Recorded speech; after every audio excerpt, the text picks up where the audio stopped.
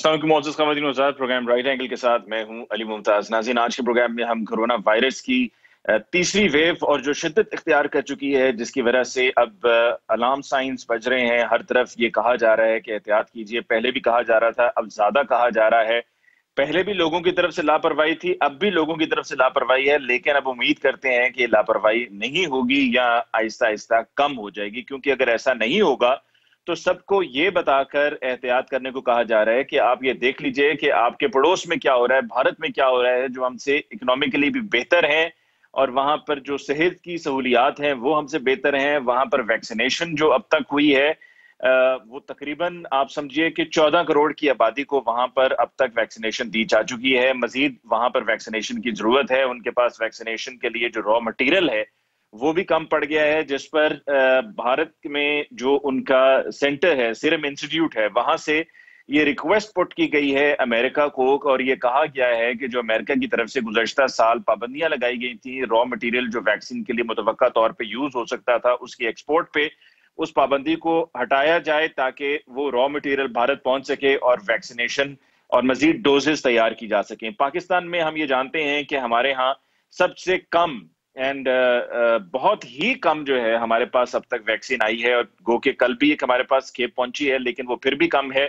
बहुत कम लोग अब तक वैक्सीनेट हुए हैं। ईद के बाद कहा गया है कि जो तमाम एज ग्रुप्स हैं उनके लिए वैक्सीनेशन को ओपन कर दिया जाएगा। सबको इजाजत होगी कि वो रजिस्टर करवा सकें और वैक्सीन हासिल कर सकें। लेकिन तब तक क्या होने वाला है और जो पहले का वायरस था और अब जो वायरस है इसमें कोई फर्क है? क्योंकि कुछ कंफ्यूजन है, और कंफ्यूजन इस तरह से है कि पहले एक आध लोग होते थे और उसके बाद अपने आप को वो क्वारंटीन कर लेते थे, बाकी घर वाले सब महफूज रहते थे। लेकिन अब तो सिचुएशन ऐसी हो चुकी है कि एक शख्स को होता है और उसके बाद पूरी फैमिली को हो जाता है। और लेकिन साथ में कुछ ऐसी मिसालें भी आ रही हैं जहां पर घर में एक शख्स को होता है और बाकी उसके साथ इंटरेक्ट भी करते रहते हैं, उनसे बातचीत भी होती रहती है, एक कमरे में ही मौजूद भी रहते हैं, लेकिन उनको नहीं होता है। तो ये वायरस की ये जो नई शक्ल है, इसके अंदर भी किस्में हैं कि किसको कौन सा होता है और किसको कौन सा उसकी किस्म जो है वो हिट कर रही है। आज के प्रोग्राम में इसी हवाले से हम बात करेंगे। साथ में हम जो गवर्नमेंट की तरफ से मेजर्स लिए गए हैं एसओपीज की अमल दरामद पर, उस पर भी हम बात करेंगे। डिस्कशन के लिए हमारे मौजूद मेहमानों का तारुफ हमें ज्वाइन किया है lieutenant general retired Amjad Shoaib साहब ने। अमजद शोएब साहब का बहुत बहुत शुक्रिया कि आपने हमें ज्वाइन किया। हमें ज्वाइन किया है डॉक्टर मोहम्मद मुख्तार साहब ने। डॉक्टर साहब आपके बहुत बहुत शुक्रिया for joining us in the show tonight. और हमें ज्वाइन किया है डॉक्टर सदाकत अली साहब ने। डॉक्टर साहब आपको भी बहुत बहुत शुक्रिया कि आपने आज के प्रोग्राम के लिए वक्त निकाला। सबसे पहले जो गवर्नमेंट के मेजर्स हैं उसके ऊपर, जिसमें फौज को भी बुलाया गया है, वफाकी वजीर दाखिला शेख रशीद अहमद साहब की तरफ से भी उनका वीडियो बयान आया है। मुख्तसर वीडियो बयान में बताया गया है कि जी जो इंटीरियर मिनिस्ट्री है उसकी तरफ से इन राइटिंग भी अब इजाजत दे दी गई है कि प्रोविंशियल गवर्नमेंट अगर चाहें सिंध के अलावा तो रेंजर्स को और फौज की मदद मांगी जा सकती है। अमजद शोएब साहब, आप समझते हैं अब एसओपी पर अमल दरामद होगा and government is in the right direction? देखिए, कोशिश है, वरना लोगों में मैं समझता हूं कि बावजूद इस तबाही के जो देख रहे हैं एहसास उतना भरपूर नहीं है। एक्चुअली सूरत हाल जो बड़ी गंभीर हुई और जो हम देख रहे हैं वो ये है कि रमजान आया और अफ्तारी वगैरह का वक्त जैसे करीब आना शुरू होता है तो आप देखिए कि बाजार में रश शुरू हो जाता है, बेकरियों पे या और जो खाने पीने की अशिया बेच रहे हैं लोग। नतीजा ये है कि कोई भी वहां पे ये एहतियात नहीं कर रहा कि हमें जमा नहीं होना चाहिए, और एक एक ही दुकान के ऊपर कई कई लोग इन्फेक्ट होकर वहां से चले जाते हैं और उनको 2-3 दिन बाद जाके अंदाजा होता है कि ये वो ऑलरेडी उनको कोविड हो चुका है। अब ये बड़ी बदकिस्मती है। और ये आगे आप देखिए कि जैसे जैसे ईद करीब आएगी वो खरीदो फरोख्त का एक मरहला शुरू होगा, तो ये यूं लगता है कि आप क्राइसिस की तरफ बढ़ रहे हैं जबकि हालात बेकाबू हैं। और इस वक्त जरूरत थी कि बर वक्त आप कोई ऐसा निजाम अपना सामने कर लें जिससे कि अवाम को इस गलती से रोका जा सके, कि इस बेहतियाती से रोका जा सके। और उसमें बावजूद इसके कि हमारे ट्रुप्स इस काम के लिए कोई खास ट्रेंड नहीं है, उनको बड़ी हर्डली ब्रीफिंग्स वगैरह दे के बाहर निकाला गया है और आमतौर पे इस चीज में उनको उलझाना भी नहीं चाहिए क्योंकि वो भी एक्सपोज होते हैं। तो ये है एक ऐसी चीज जो कि बड़ी क्वेश्चनेबल है, लेकिन चूंकि एक नेचुरल क्लेमिटी, एक कुदरत की तरफ से एक आफत आई हुई है, तो इस वक्त तो पूरे मुल्क को तावन करना चाहिए, उसमें फौज पाकिस्तान भी शामिल है। लिहाजा हर तरह का वो हरबा जिससे आप लोगों में सोशल डिस्टेंसिंग इन्फोर्स कर सकें, उनके ऊपर मास्क इन्फोर्स कर सकें, उनको सैनिटेशन की तरफ ला सकें। कोई भी हरबा, कोई भी तरीकाकार हो, वो इस वक्त तमाम की जिंदगियां जाने बचाने के लिए इंतहाई अहम है और उसको कर लेना चाहिए, बजाय इसके कल आप पछताएं और आप सोचें कि मेरे पास ये भी ऑप्शन थी और मैं कर लेता। तो मेरा ख्याल है ये बर वक्त है, अफवाज पाकिस्तान अपना रोल अदा कर रही हैं और उम्मीद है कि इससे इस वबा को काबू करने में कुछ मदद मिलेगी। जनरल साहब, ये बताइएगा कि आपने जैसे कि कहा है कि हरिडली फोर्सेस को ट्रेन करके या उनको ब्रीफ करके बाहर भेजा गया और वो खुद भी एक्सपोज हो रहे हैं, लेकिन क्या आप नहीं समझते कि जो सिविल एडमिनिस्ट्रेशन है, चूंकि वो उस तरह से एसओपीज पे अमल दरामद नहीं करवा पा रही थी, तो इसलिए फौज के जरिए करवाना जरूरी है? क्योंकि एक मसला ये भी आ रहा था कि जो शिकायत मिल रही थी, और ये किसी पर कोई इल्जाम तराशी नहीं है, ये हकीकत में अपनी बात है जो मैं करने जा रहा हूँ, कि अगर कहीं पर कोई पुलिस एहलकार को या मुख्तलिफ थानों की ड्यूटी लगाई गई है कि जाके आपने जगहों को बंद करना है, जहां जहां अगर इस तरह से खिलाफ वर्जी हो रही है, तो वहां पर जाकर कुछ ले दे के कहीं से मुफ्त की रोटी खा ली, कहीं से चाय पी ली, कहीं से कुछ वैसे पैसे ले लिए, और ये पिछले साल भी पूरा होता रहा और अब भी इसी तरह से हो रहा है कि जी किसी ने कहा जी मुझे अपना शटर जो है वो खुला रखने दो थोड़ी देर के लिए, या चलो मैं अंदर बैठता हूँ, कोई ग्राहक आए तो मैं शटर खोल के उसको अंदर ले जाऊं और को ले दे के मामला। तो ये फौज ये काम नहीं करेगी, इस वजह से फौज ज्यादा इफेक्टिव रहेगी।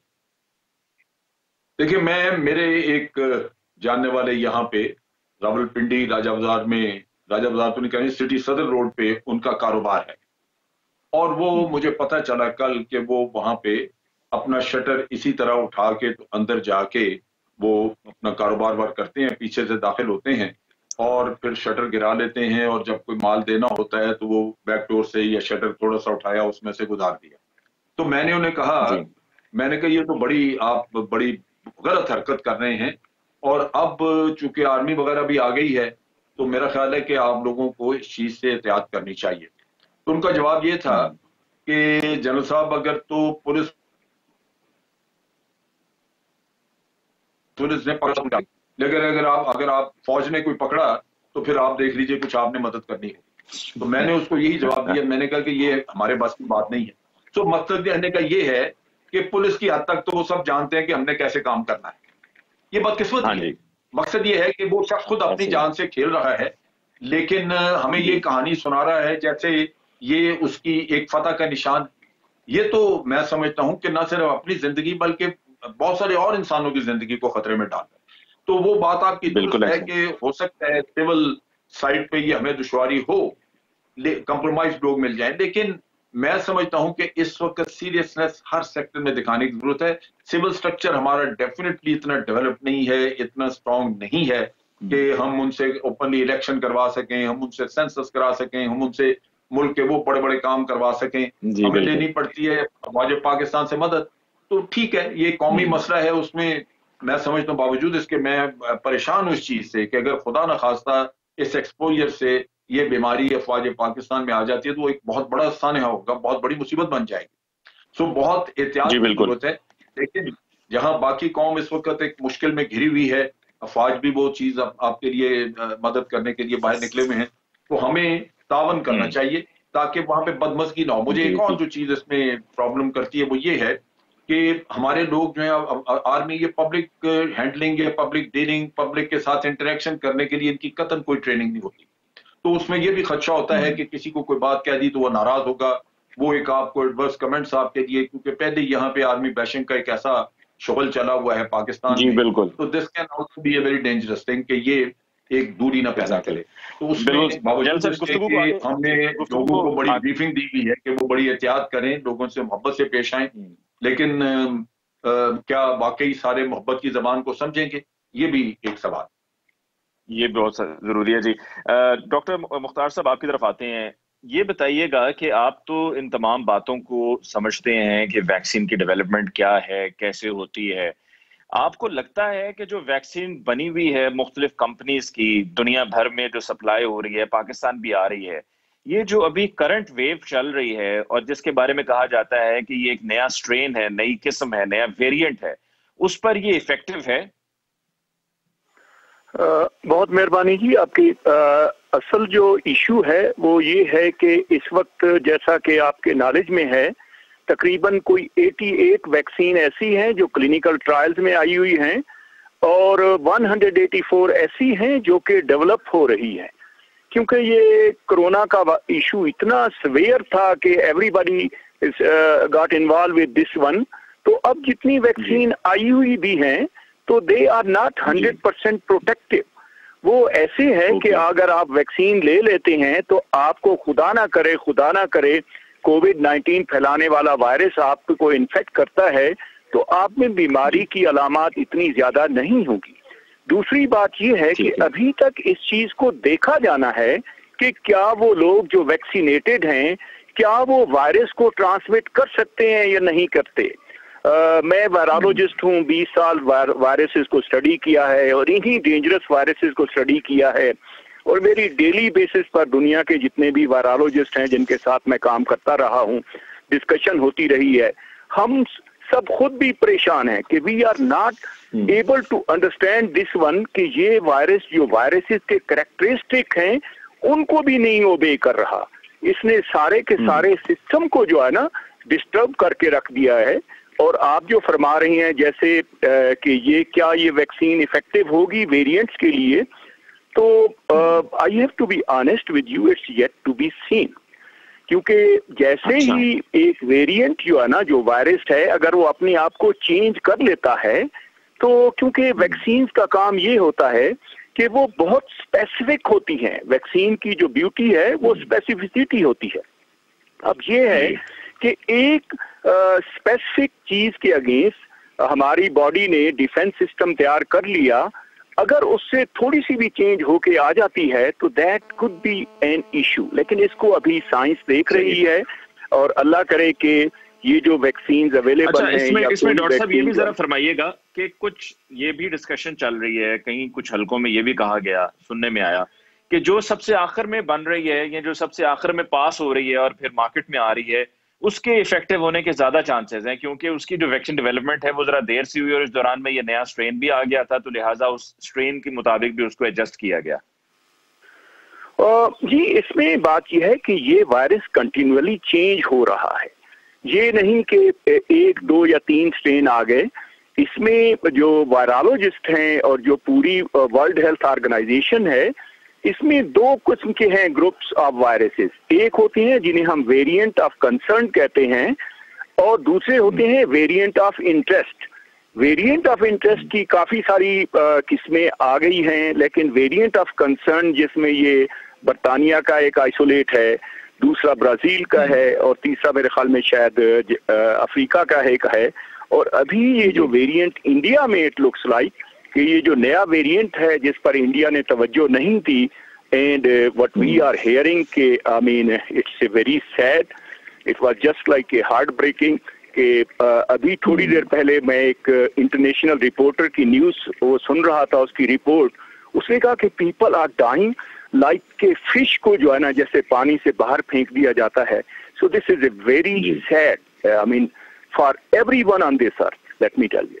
बिल्कुल बिल्कुल जी। इसी मौके पे हम एक ब्रेक लेते हैं, ब्रेक के बाद वापस आएंगे तो डॉक्टर सदाकत की तरफ जाएंगे और कुछ और अहम इश्यूज हैं, कुछ अहम पॉइंट्स हैं जिस पर हम फिर जो शुएब साहब से भी राय लेंगे, जैसे कि ये सैलाब और जल्जले की भी बात की आज इंटीरियर मिनिस्टर शेख रशीद अहमद साहब ने कि जिस तरह सैलाब हो, जल्जला हो, इस तरह की कोई आफत हो तो तब फौज को बुलाया जाता है, जबकि ऑपोजिशन में खास तौर पे कहा जा रहा है कि ये कंपैरिजन नहीं बनता है, वो सिचुएशन और है, ये सिचुएशन और है। तो इस पर भी हम शुएब साहब की राय लेंगे एक ब्रेक के बाद।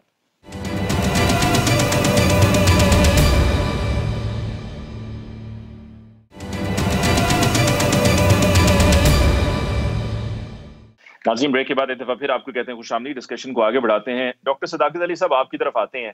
डॉक्टर साहब ये बताइएगा कि जो प्रोग्राम के आगाज में इब्तदाइया में मैंने एक मिसाल कोट की थी, ये जरा कंफ्यूजन है, समझ नहीं आ रही, जिसकी वजह से लोग भी मिसलीड हो रहे हैं, मिसगाइड हो रहे हैं। कुछ घरों में ऐसा हुआ कि एक शख्स को हुआ है और फिर पूरी फैमिली को हो गया है, और फिर कुछ घर ऐसे भी हैं डॉक्टर साहब के जहां पर एक शख्स को होता है, दूसरों को कुछ दिन तक तो पता ही नहीं होता कि ये कोरोना हो गया या क्या हुआ है, वो उसको मौसमी ही कहते रहे हैं, और वो मिलना जुलना, बैठना, उनकी खिदमत करना, उनको डॉक्टर के पास लेके जाना, ये सब भी होता रहा है। और ये इतना क्लोज इंटरेक्शन होने के बावजूद भी उन घरों में फिर बाकियों को नहीं होता रहा। तो ये क्या मामला है कि एक जगह हम देखते हैं कि सारों को हो जाता है, दूसरी तरफ देखते हैं कि जो लोग करीब भी हैं और वायरस हुआ है, बाद में डिटेक्ट भी हो गया है, लेकिन वहां पे नहीं होता। ये बहुत ही अहम सवाल उठाया, क्योंकि आम मुशाहिदा यही है कि जो आपने फरमाया है ऐसे ही कि घरों में एक को होता है तो बाकियों को नहीं होता, और हैरत अंगेज तौर पर हम इस चीज़ को देखते रहते हैं। तो इससे आप अंदाज़ा लगा सकते हैं कि फिर लोगों का यकीन इस बात से उड़ जाता है कि अगर वो एहतियात करें या एहतियात ना करें तो नतीजा एक ही निकल रहा है। एक्चुअली कोई एक फैक्टर नहीं है जिसकी वजह से किसी को कोरोना होता है, ये कई फैक्टर हैं, और उनमें सबसे अहम फैक्टर उस बंदे की अपनी सेहत का मामला है। और अगर किसी की सेहत कॉम्प्रोमाइज्ड है या उसको कोमॉर्बिडिटीज है और उसका लाइफस्टाइल बहुत सीडेंटरी है, यानी वो सुस्त लाइफस्टाइल में से गुजरता है और थकावट का शिकार रहता है और बहुत ज़्यादा स्ट्रेस में रहता है, तो ये वो लोग हैं जिनको कोरोना होने के इम्कानात बहुत ज़्यादा हैं। और इसके बरक्स जो लोग सेहतमंद हैं, नॉर्मली आप देखते हैं कि उनको कोरोना का अटैक नहीं होता। और अगर हम इस चीज़ पे भी जोर देना शुरू करें, ये जो आजकल मीडिया पे बात आ रही है, तो वो एक ही है कि जितना ज़्यादा डराओगे उतना ज़्यादा लोग एहतियातें करेंगे और उतनी ज़्यादा हम कोरोना के इस एपिडेमिक से बच जाएंगे। तो ये बात दुरुस्त नहीं है। खौफ जो है वो मुंजमद करता है, और जिस चीज़ से हम डरते हैं आखिरकार वो चीज़ होके रहती है। चुनाचे खौफ एक ऐसी चीज़ जिसकी हमें ज़रूरत नहीं है, और ये बेइंतहा क्रिएट किया जा रहा है। हत्ता कि लोगों ने टेलीविज़न चैनल खोलने छोड़ दिए हैं कि वो जब भी टेलीविज़न को खोलते हैं तो सामने उनको कुछ ऐसे कॉन्क्रीट तो शुमार सामने आ रहे होते हैं जिससे कि वो खौफज़दा हो जाते हैं और फिर वो छुपने की कोशिश करते हैं, हकीकत से छुपने की कोशिश करते हैं। और फिर डॉक्टर साहब से आई होप कि जैसे ही हमारा राब्ता बहाल होता है तो हम डिस्कशन को कंटिन्यू करेंगे। इन द मीनवाइल जनरल साहब आपकी तरफ आता हूँ। ये सैलाब, जलजला, इस तरह के जो कंपैरिजन्स करके, जिस तरह आज इंटीरियर मिनिस्टर शेख रशीद अहमद साहब ने भी कहा कि जी सैलाब आया, जलजला आता है तो फौज की मदद ली जाती है, तो क्या ये मिसाल यहाँ पर बनती है या बिल्कुल ये उन्हीं लाइंस पे यहाँ पे भी फौज को बुलाया गया है? क्योंकि ऑपोजिशन तो ये कह रही है, गवर्नमेंट को खैर वो तनकीद भी करती रहती है हर वक्त, और उन्होंने तनकीद करनी है बिकॉज दे द ऑपोजिशन, लेकिन वो ये कह रहे हैं कि कंपैरिजन नहीं बनता।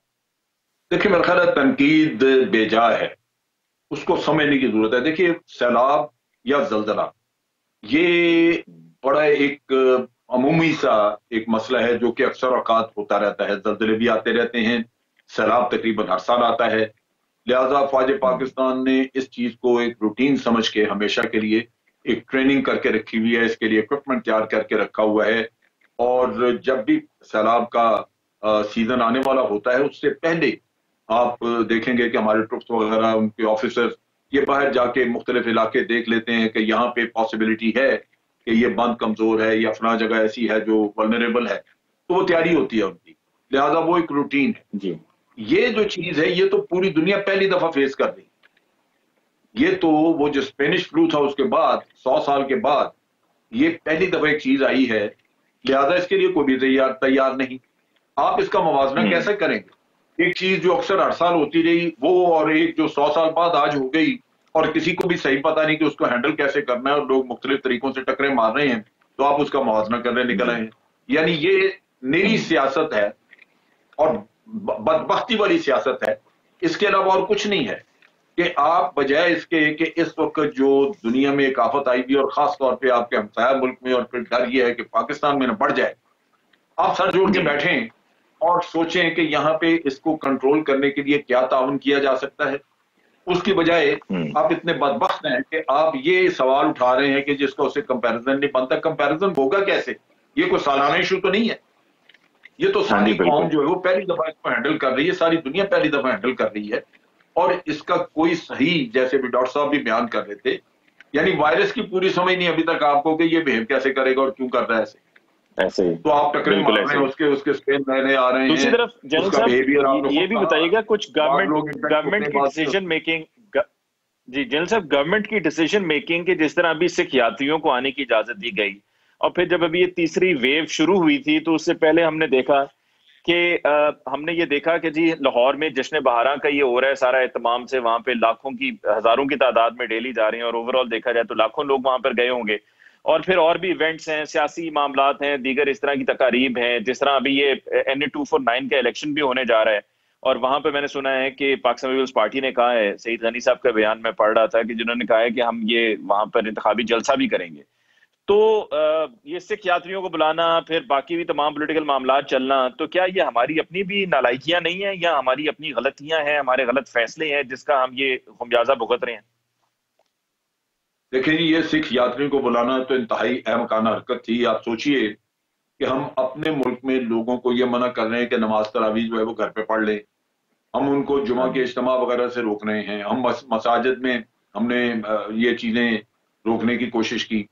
अब मसला ये है कि आप अपने मजहबी जो फराइज हैं, खास तौर पर रमजान के महीने में इंसान बड़ा जोश होता है अंदर के आपने ये सारा कुछ करना है, आप उधर तो मजहबी लीडरों वगैरह को इस्तेमाल करके रोकने की कोशिश कर रहे हैं और सिखों को आप कह रहे हैं कि आप आ जाएं।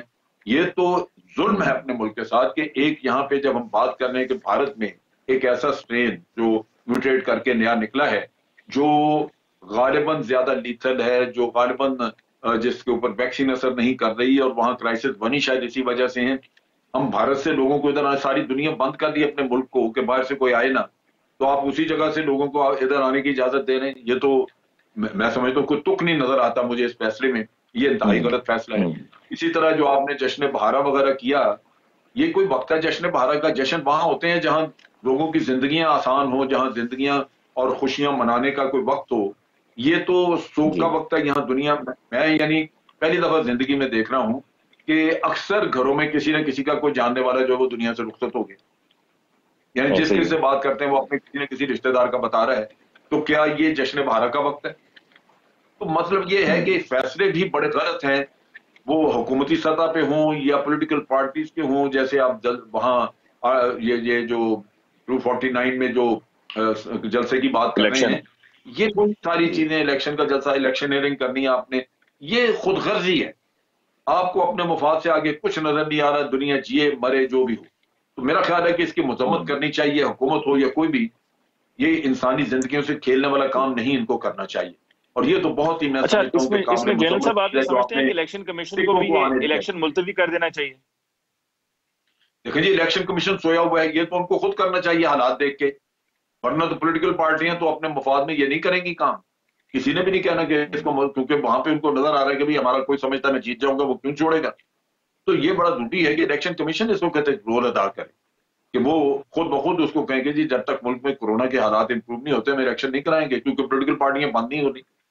या फिर जलसे जुलूसों पे पाबंदी लगा दें कि जी सिर्फ वोटिंग में भी फिर देखें ना, लोग इकट्ठे होंगे, लाइनें बनेगी, आप फासला नहीं मेंटेन करेंगे, वोट देंगे जाके लोग, वो भी वहां पे भी खतरा पड़ सकता है। तो इसको बेहतर यही है कि पोस्टपोन कर दें। ऐसा कौन सा कोई वहां पे तूफान आ रहा है जो कुछ दिन रोका नहीं जा सकता? मुलतवी कर दें तो बेहतर।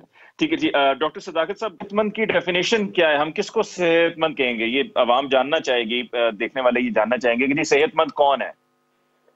देखिए, सेहतमंद वो शख्स है जो अच्छा महसूस करता है, एनर्जी महसूस करता है और डिसिप्लिन्ड है। वो अपनी जिंदगी के जो अमूर है वो सही लाइफस्टाइल के साथ अंजाम दे रहा है।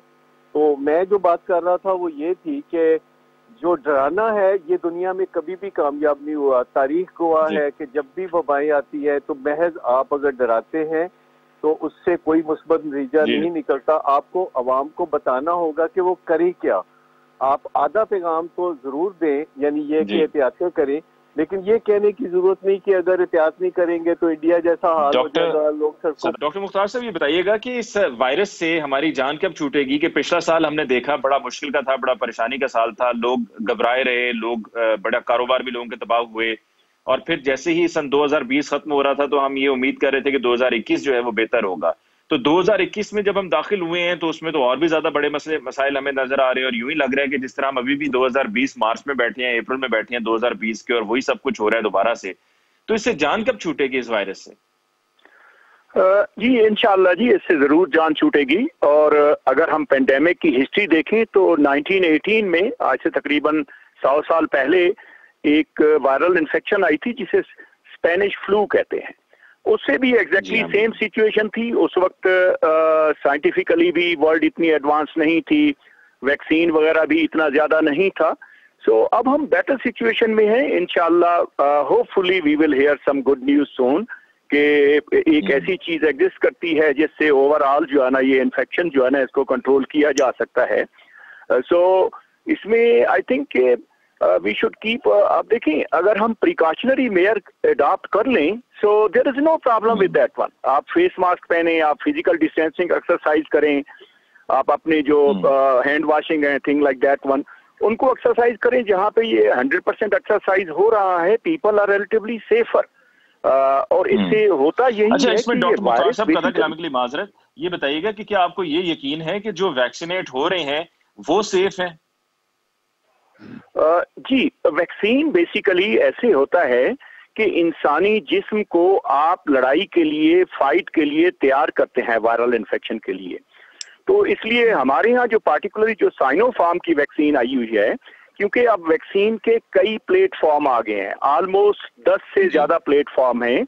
इनमें एक ऐसा है जिसे हम वायरस को इनएक्टिवेट करके, किल करके इंसानों में इंजेक्ट करते हैं, and Sinopharm is one such product. एक ऐसी वैक्सीन है जिससे I mean you can, if you get the vaccine you can feel yourself protected, जो है ना, उसमें ये होगा कि आपका जिस्म जो है ना तैयार हो चुका होगा। जी, स्पुतनिक है, एस्ट्राजेनेका है, फाइजर है, फाइजर भी पाकिस्तान आ रही है। लेकिन जी, फाइजर की वैक्सीन और मॉडर्ना की वैक्सीन वो ओनली वायरस के एक, जिसे कहते हैं कि वायरस के ऑलमोस्ट 27 पार्ट्स हैं।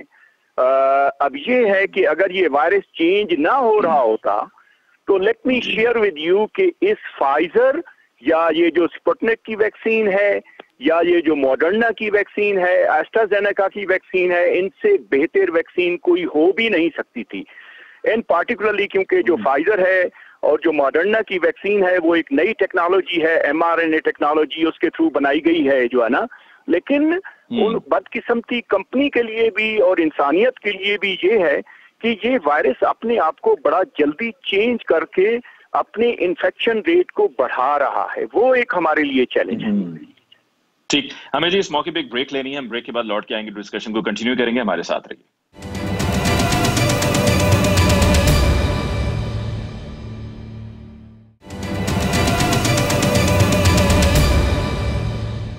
नाज़रीन, ब्रेक के बाद एक दफा फिर आपको कहते हैं खुशामदीद। डिस्कशन को आगे बढ़ाते हुए डॉक्टर सदाकत, आपसे वो सवाल पूछा था सेहत के हवाले से कि एक आपने कहा कि जो सेहतमंद शख्स है, तो जरा वो उसको दोबारा से एक्सप्लेन कीजिएगा कि सेहतमंद कौन है। देखिए, सेहतमंद वो है जो सबसे पहले अच्छा महसूस करता है, एनर्जी अपने अंदर पाता है, उसे चलने फिरने, उठने बैठने में और जिंदगी के काम काज करने में कोई दुश्वारी नहीं होती, वो डिसिप्लिन्ड है। यानी जो जितना डिसिप्लिन नजर आएगा बंदा, आप उसे उतना सेहतमंद मान सकते हैं। अब सूरत हाल ये है कि जो टेलीविजन चैनल जब भी लोग खोलते हैं तो सवाए उनको बहुत दहशतनाक और वहशतनाक खबरों के और कुछ नहीं मिलता और वो डर जाते हैं। और जो डरा हुआ इंसान है वो ना अच्छा महसूस कर सकता है, ना वो अपनी हिफाजत कर सकता है, वो सिर्फ एक मुंजमद स्टेट में रहता है। तो जरूरत इस अमर की है कि लोगों को इनकरेज भी किया जाए कि अगर वो कुछ इकदामात करेंगे तो वो उनका बचाव होगा और उनको डराने की कोई जरूरत नहीं। हमेशा जब आप पॉजिटिव साइड दिखाते हैं लोगों को कि आप कोई काम करेंगे तो उसका आपको फायदा होगा, तो ये सही टेक्निक है। लेकिन अगर आप उसे कहें कि अगर आप नहीं करेंगे तो आप बर्बाद हो जाएंगे, आप तबाह हो जाएंगे, सब कौम खत्म हो जाएगी, और कभी इंडिया की मिसालें दे के और कभी दूसरे ममालिक की मिसालें दे के आपने देखा है कि दुनिया के जो बेहतरीन इक्विप्ड ममालिक हैं, जो सेहत की सहूलतों से माला माल ममालिक है, उनके यहाँ एहतियातों के बावजूद भी वो सब कुछ हुआ। तो इतना वसूख से आप कुछ नहीं कह सकते, आप लोगों की रहनुमाई कर सकते हैं और साथ उन्हें उम्मीद अफजा पैगाम दे सकते हैं कि अगर वो अपनी सेहत का ख्याल रखेंगे। अब बदकिस्मती से जब से ये वायरस आया है, लोगों ने दीगर बीमारियों के इलाज पर भी तवज्जो देनी छोड़ दिया है क्योंकि वो सहूलियात भी अब मैसर नहीं है। लिहाजा जो कोमॉर्बिडिटीज हैं वो बहुत ज्यादा तेजी से बढ़ रही हैं। लोग घर पे बैठ के ज्यादा खा के मोटापे का शिकार हो रहे हैं। पार्क्स बंद कर दिए गए हैं। जो लोग वॉक करते थे, थोड़े बहुत लोग एक्सरसाइज करते थे, वो जिम नहीं जा सकते, वो पार्क्स में नहीं जा सकते। मेरे ख्याल के मुताबिक हम अपनी तमाम सरगर्मियों को एहतियात से जारी रख सकते हैं अगर हम इसका, जिसे कहते हैं ना, क्रुक्स ऑफ द मैटर समझ लें कि असल में हमें एहतियात को और अपनी फंक्शनैलिटी को दोनों को साथ लेके चलना है। क्योंकि अगर हम मुजमद हो गए तब भी वायरस फिर हम तक पहुंच जाएगा, क्योंकि आप समझे कि जैसे वायरस तो पीछे पड़ा हुआ है और हम सब जैसे आगे भाग अच्छा, रहे हैं। इसमें डॉक्टर साहब जरा बयान कीजिएगा कि जो जिन लोगों को वैक्सीनेशन हो रही है, और ये हमारे उलमा हजरात की तरफ से ये कहा तो गया है कि रोजे की हालत में अगर आप वैक्सीनेशन करवाते हैं तो इससे आपका रोजा खराब नहीं होता, आपका रोजा नहीं टूटता, आप वैक्सीनेशन करवा सकते हैं रोजे की हालत में। From medical point of view क्या आप सजेस्ट करते हैं कि खाली पेट या रोजे की हालत में जाके वैक्सीनेशन करवाई जाए, क्योंकि वो एक इंजेक्टेबल है जो आप में इंजेक्ट हो रहा है और उसके बाद कुछ देर आपको मॉनिटर भी किया जाता है, तो खाली पेट आप होंगे तो हो सकता है कि उसका कोई आपको जाके वो हिट करे और आपकी तबीयत भी खराब हो सकती है। देखिए, ये दो मुख्तलिफ एरियाज है, एक हेल्थ का एरिया है। एज ए डॉक्टर मैं कह सकता हूँ कि ये पहले ही कड़ी आजमाइश है इंसानों के ऊपर कि उनको एक दुश्मन का सामना है, एक बीमारी का सामना है। और रोजे की हालत में मैं समझता हूँ कि सब लोग रोजा रखने के लिए भी इतना फिट नहीं होते, और कुछ लोग जो कमजोर होते हैं और मुअम्मर होते हैं तो रोजे में उनकी इम्यूनिटी नीचे चली जाती है और उनको रोजा नहीं रखना चाहिए मेडिकल एडवाइस के तौर पर, और अपनी सेहत के दीगर मामलात की तरफ तवज्जो देनी चाहिए। थोड़ा बहुत चलना फिरना, एक्सरसाइज करना और ब्रीदिंग एक्सरसाइज करना, अपने आप को जो है न्यूट्रिशन का ख्याल रखना। न्यूट्रिशन से मतलब ये नहीं कि गोश्तखोरी करे, न्यूट्रिशन से मतलब ये है कि दालें, सब्जियां, फल और इन चीजों की तरफ तवज्जो दें। और सबसे बड़ी बात कि आपस में लड़ना भिड़ना बिल्कुल छोड़ दें उस वक्त तक जब तक के हालात वापस नॉर्मल नहीं हो जाते। बिल्कुल सही। डॉक्टर, अब जनरल अमजद शरीफ साहब आपकी तरफ आते हैं। सर ये बताइएगा, ये जो अभी फॉरेन मिनिस्टर साहब हमारे हैं शाह महमूद कुरैशी साहब, उनकी तरफ से ये पेशकश की गई है इंडिया को कि जी आपको अगर चाहिए वेंटिलेटर्स चाहिए, आपको और दीगर चीजें चाहिए, ऑक्सीजन चाहिए, तो हम आपको फराहम करते हैं। तो ये इस बयान के बारे में आपकी क्या राय है? क्या ये ठीक है कि जब हमारे पास तो खुद इतना नहीं है, हम अभी अगर खुदा न खास्ता कोई ऐसी सिचुएशन में पड़ जाते हैं, अल्लाह ना करे ऐसा हो जैसा कि इंडिया में है, तो हमारे पास तो वैसे ही वसाइल बड़े कम है, हम उनको कैसे ऑफर कर रहे हैं? देखिए, इन हालात में ऑफर करना, अगर वो वाकई आपसे मांग लें और आपको देना पड़ जाए तो आपके पल्ले रह क्या जाए। आज सूरत हाल है कि लाहौर में मसलन 90% लाहौर में 90% वेंटिलेटर जो है वो यूज हो चुके हैं, सिर्फ 10% वहां पे अवेलेबल है। और अगर कोई इन्फ्लक्स आ जाती है ऐसी तो फिर आप क्या करेंगे? तो ये मैं समझता हूँ कि ऑफर कर दी शायद ये सोच के कि भारत इसको अवेल नहीं करेगा, लेकिन अगर वो वाकई आपसे रिक्वेस्ट कर दें तो आपके लिए बड़ी क्राइसिस बन सकती है। दूसरा इशू इसमें यह है कि इन लोगों को खुदा का खौफ करना चाहिए, शाह महमूद हो या कोई भी, ईदी है उन्होंने भी किया। कश्मीरी 6,500 हुर्रियत के लोगों को भारत की जेलों में डाला हुआ है जो ओवर क्राउडेड है। उनको सबसे ज्यादा वो एक्सपोज्ड है कोरोना के लिए। खुदा का नाम, उनको पहले इन भारतीयों को ये तो कहें कि भाई उनको निकालो, वो जेलों में मरने शुरू हो गए तो उनका कौन परेशान हाल है? वो तो भेड़ बकरियों की तरह बंद किए हुए हैं इन्होंने। तो इनको शर्म चाहिए, बजाय इसके कि उसको इमदाद मांगे, इमदाद की पेशकश करें, पहले उनको ये कहें कि भाई आपके अपने लोग मर रहे हैं तो बड़ा वावेला मचा रहे हैं, तो जिनको जेलों में डाला हुआ आपने हुर्रियत के लोग, उनको बाहर निकालो, वो मारे जाएंगे, उनका जिक्र ही कहीं नहीं। तो जो हम लोग अपने आप को दावा करते हैं हमारी इंसानियत जाग गई है और हम बड़ा एहसास कर रहे हैं, लेकिन हम 2019 से लेके अब तक और उससे पहले भी क़याम पाकिस्तान से लेके अब तक हम यही कहते आए हैं कि आप कश्मीर में कश्मीरियों के साथ क्या कर रहे हैं, तो वो नजर नहीं आ रहा किसी को। देखिए, कश्मीर जो है आज दावा करती है ये हुकूमत और सारे के जनाब हम कश्मीरियों की आवाज है, हम कश्मीरियों के सफीर हैं दुनिया में। ये सफारत है भाई कि वहां वबा फैली है, लोगों को वहां पे बचाने के लिए हर तरह का हरबा हो रहा है, और जिन लोगों को जेलों में डाला हुआ है किसी जुर्म पे नहीं, जिनका ट्रायल नहीं हो रहा, जिनके ऊपर इल्जाम झूठे लगे हुए हैं कि जनाब ये फंडिंग दे रहे थे, ये कर रहे थे, वो हुर्रियत के लोग। उसमें मैं कल ही एक खातून का देख रहा था, उसका कई सालों से हस्बैंड जो है वहां पे जेल में है, वो 2 दफा वो उसकी जमानत की रिक्वेस्ट दे चुके हैं क्योंकि उसकी बीवी को कैंसर हो गया। वो हफ्ता पहले कैंसर से मर गई लेकिन 2 जमानत नहीं करवा सके। तो इंसानियत कहां है? ये सबसे पहले तो ह्यूमन राइट्स का ये इशू है कि भाई ये वबा फैल गई है, ये तबाही मची हुई है, तो उन लोगों को निकालो जेलों से। वो अगर कैरियर हो गए तो अपने खानदानों को भी खराब करेंगे, और उससे अलावा जो खुद वहां पे मर गए तो उसके बाद कश्मीर में मिलिटेंसी बढ़ेगी, जवान जो है वो बदला लेना चाहेंगे उनकी फैमिली के लोग। तो ये जुल्म हो रहा है, हुकूमत को इस तरफ देनी चाहिए। इस तरफ तवज्जो देनी चाहिए। जनरल अमजद शेख साहब, आपको बहुत बहुत शुक्रिया कि आपने हमें ज्वाइन किया है। हम आपसे इजाजत लेंगे, प्रोग्राम तो वक्त खत्म हो गया है। डॉक्टर सदाकत अली साहब, आपको बहुत बहुत शुक्रिया, और डॉक्टर मोहम्मद मुख्तार साहब, आपको बहुत बहुत शुक्रिया। नाज़रीन, इसके साथ ही आज के प्रोग्राम का वक्त खत्म हो जाता है, इस उम्मीद के साथ कि आप एहतियात जारी रखेंगे और अपने आप को और अपने इर्द गिर्द लोगों को कोरोना वायरस से महफूज रखेंगे। मुझे मुमताज को दीजिए इजाजत। अल्लाह ने के बाद।